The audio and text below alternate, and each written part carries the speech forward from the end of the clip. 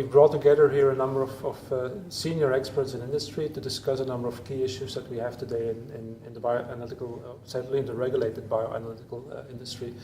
There's many items we can discuss, but we certainly want to touch on 3 of these items with a panel of experts. The first question. So I think all of you recognize that the regulatory landscape over the last 20 years has massively altered. So when we had only one guideline in the 90s going into the 2000s, the last couple of years many guidelines have been evolving. So how do you see this in the future? What will be the impact in the future? How do you see things evolving in the next coming years with respect to regulatory guidance? And maybe John, maybe I can ask you to go first. Well, certainly. So from my perspective, I think the complexity of these number of guidance documents that are out there, the diversity of the messages that are within them, and is taking us away from some key elements of science and key elements of focus and of innovation around bioanalytical tools, around the thinking of bioanalytical science, behind bioanalytical sciences, and to ensure that we can actually we avoid the situation where we're coloring by numbers and living this regulatory landscape that says this is acceptable and this isn't, but rather what's behind the data. And you see the guidance being something which stimulates this number thinking. Amanda. Well, I think that the introduction of the ICH M10 proposal is helping us to draw a line in the sand and take a reflective look at all of the different guidances that have been made over many years. So we have the regulatory guidances, but we also have so many white papers that have come from lots of different organisations such as AAPS and the EBF who have made recommendations, and actually there's so many hidden messages that that maybe have changed, and we don't really know clearly which ones we should be following now. So in the M10 we'll be able to take a look at the history and hopefully take it back to understanding the science behind how all of those different recommendations have come about, and put something together that will really be helpful in the future. Yeah. I think we need to be mindful as well is that we've learned a lot over the last 20 years. But 20 years ago when the regulated guidance came in, it was really focused on chromatographic techniques for small molecules. What we've done over the last 20 years is we've tried to wedge everything else into that framework. And with the new guidances coming out and the ICH M10 coming out, we've got to keep science at the forefront of it and make them adaptable to new technologies, because those guidances are going to be there for a very long time. And we've seen the rate of change over the last 5-10 years has been incredibly dramatic. We're now discussing biomarkers, we're now looking at techniques like flow cytometry, which really just don't fit into the current guidances in any shape or form. So as we go into this new forward-thinking position, we need to make sure that we're building in enough flexibility to keep science right at the front, as John said, but keeping in mind that we need to have a framework and getting away from tick boxes, but finding some way to control it. And that's very true that we are in the best place now, because with all the work that's been done within the EBF and connecting with all the different partners, whether Japan, China, or USA, I think it's a very nice thing to put everybody together so that we are all going in the same direction. And I think that'll be a big challenge for the whole community in the near future, to make sure that we make the most of this networking. But, because I see this is the big chance, the big opportunity to harmonize. Because as Amanda said, we have so many recommendation papers and white papers and all other documents, and there are consensus on several things. But we need to sort of collate all the consensus thing, and let's focus on the things that we still not have consensus on. And then I would emphasize a bigger, larger collaboration with regulators. We can't expect regulators to know all about new technologies and all the creative things that our discovery people, colleagues come up with and then enter. And I hear new technologies being mentioned a few times by many of you. How do you think these can and should be managed in the future as part of regulations or as part of scientific development? Any opinions there? So, what I would offer, for me, it's far more towards the scientific component. You can't regulate innovation. In fact, regulation has the potential to stifle innovation and stifle novel technologies. It's an opportunity to allow those technologies to live and breathe and find their place. And then, of course, the regulatory components become far more critical. We've seen this in our industry. We've seen it with the use of chromatographic techniques. We've seen it also with the use of ligand binding techniques. And Tim, you raised flow cytometry.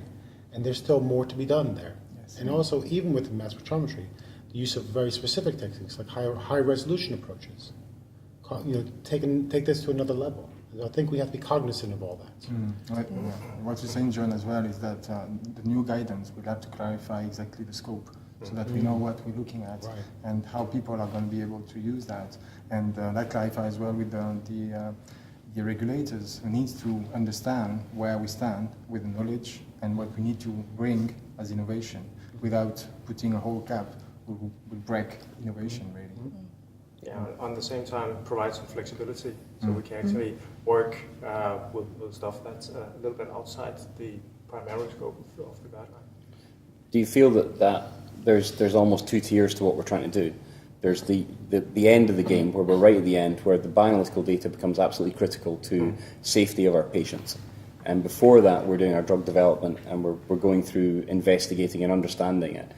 Is there an opportunity here for potentially almost having that barrier so that we know the specificity is for the final where we're trying to get to? We know when we get there, we're going to have to deal with a certain set of criteria. But to get to that point, we need almost a framework. And as John said, the scientific framework needs to be there. So it's all about best practices. It's all about understanding what you're trying to achieve scientifically in a regulatory space. And that's where, over the last 20 years, I think we've got that muddled. We've got a little bit confused around that. And this is the opportunity of the ICH M10 to really nail that down globally, but also to come up with a framework which we can advance with new technology. We don't have to go try and wedge things in. We actually know what we're trying to achieve. So if you're bringing a new technology on, like flow cytometry, as a critical endpoint, you know what you're trying to do with it. I hear the ICH M10 mentioned a couple of times, but shouldn't we also reflect on how we as a community, so we are, let's say, the EBF community, there's other communities in other regions, couldn't we see this also as an opportunity and even an obligation for us as a BA community to come together even better? So we have been doing this over the last 5 years, certainly very, very intensively. But wouldn't we see this also as a responsibility to us as a BA community to create that unity? Because some of the things which are currently not so well harmonized, some of them may not be because of the regulators, maybe because of our interpretation of some of these guidelines. So that's maybe another question I would like to put on the table here. I think that we've got an opportunity to completely change the operating model that we currently have today with the regulatory authorities. That through the M10 collaboration with the regulators, we've got industry groups that are going to be there as experts, helping navigate through all of the different consensus requirements, talking more about the science. But coming out of that, it would be nice to think that it's not just a new guideline that we have, but we have a new relationship with the regulators, and perhaps the framework that we sort of alluded to isn't just about a framework in a document, but a framework for us to be able to engage in a positive way collaboratively with different health authorities. So rather than meeting with health authorities as independents, we meet with them regularly, collectively, in order to make sure that the guideline that we have is relevant, it's kept relevant, it's moving with the innovation, and it keeps up to date with science. Where do you feel, when we're talking about these guidances, one of the things that we've had over the years is that the interpretation of it is. So one of the things that we've done with these white papers that have been put out there by AAPS, EBF, and now coming out from the Japanese Bioanalytical Forum as well, they're going out there to help the interpretation. So we talked about this collaboration, and certainly 10, 15 years ago there was almost nothing there. We've had EBF, AAPS have started to have a resurgence and get more involved as well in North America, and now JBF coming on board as well. We have that community there. So we have an opportunity, exactly as you said, to use that to work with our regulatory colleagues to create that framework, but also the interpretation of it. Because a document is one thing, but it's the interpretation of it and how you implement it in real life. And so that's where I think the community comes in really to help. One, to set the document, but then also to make sure the scope doesn't creep over time and we don't change the interpretation. Tim, I can only agree with you there. I think this interpretation component is really quite critical, and we've all been in a number of meetings and a number of discussions with colleagues. and each of us comes with a slightly different interpretation sometimes. Or for that matter, we come with different interpretation between the relationship with pharma and CRO, within our own organizations. And I constantly feel I'm having to work with my internal clinical pharmacologist or toxicologist to help really understand and come to a common ground around that interpretation. So it's within our community, it's within our organizations, and of course it's also with the regulators. And that's what becomes critical for my thinking. But we must recognize the diversity of the BA community. We have small pharmas, big pharmas, small CROs, big CROs, pharmas with strategic outsourcing, pharmas with full outsourcing, etc. But I like the thought to say that the ICH MT is not an opportunity. It is an opportunity, but also responsibility. Yes. And maybe again, I'm trying to focus a little bit away from ICH M10. I think ICH M10 is indeed a very, very important milestone for our community, as was the FDA 2001 guideline or guidance, and as was some of the guidances that came in the late 2010 or 2011.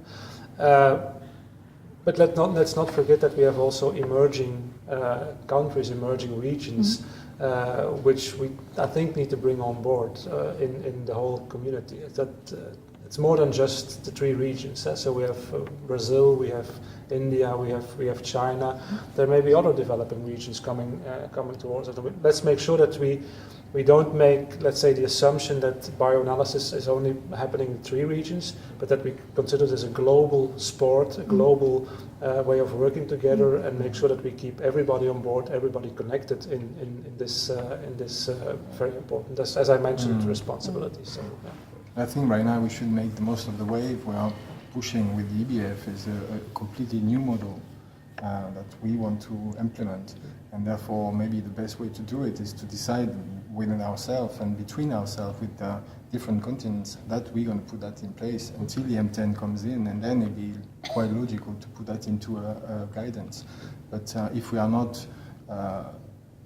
completely sure that this is the right model for us, then there's no way forward. I think that's the best way forward for me. I think one of the ways that we could bring all of those different regions into the same thinking so that we do have true global harmonisation would be make sure that any of the scientific thinking behind the proposals in the guideline are brought to life and articulated in such a way that everybody can clearly understand.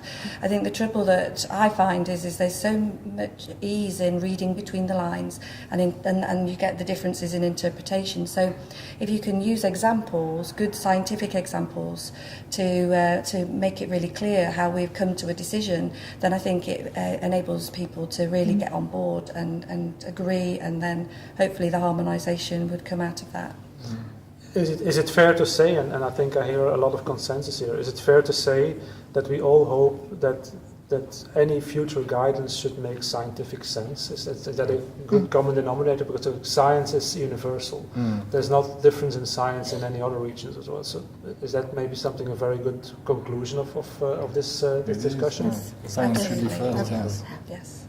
Okay, well, thank you. I think it was a very, very good discussion we had here. So thank you very much.